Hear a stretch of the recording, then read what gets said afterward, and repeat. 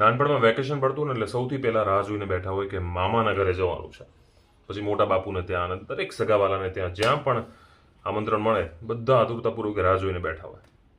આ વેકેશનો પડતા ત્યારે એ વેકેશનમાં જવાની કંઈ મજા અલગ હતી. અને ધીમે ધીમે જેમ જવાબદારીઓ આવી અને એ વેકેશનો બંધ થઈ ગયા, છેલ્લે ક્યારે મામાના ઘરે અને ક્યારે સગાવાલાની ઘરે વેકેશન માણ્યું હતું એ યાદ નથી. ઘણા વર્ષો વીતી ગયા.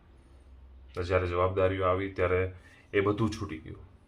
પણ અત્યારના વેકેશનો જ્યારે મોબાઈલ આવ્યા પછીની વાત છે. મોબાઈલ આવ્યા પછી જ્યારે સગાવાલાઓ ઘરે આવે છે ત્યારે દરેક વ્યક્તિ અલગ અલગ જગ્યાએ બેઠું હોય છે ને એમના ફોનની અંદર એ વ્યસ્ત હોય છે. જો કે વાતો કરવાનો ટાઈમ સમય કોઈની પાસે નથી. બધા પોતપોતાના ફોનમાં વ્યસ્ત હોય છે. અને વેકેશનો પણ ટૂંકા થઈ ગયા. લોકો સગાવાલા ત્યાં જવાની જગ્યાએ બીજી બધી જગ્યાએ જતા હોય છે, ફરવાને વેકેશન માણવા જતા હોય છે, પ્રવાસન સ્થળોએ જતા હોય છે. પણ એ જે પરસ્પર વાતો થતી હતી, એ લાગણીઓ હતી, એ ક્યાંક ખોવાઈ ગઈ છે મોબાઈલ આવ્યા પછી.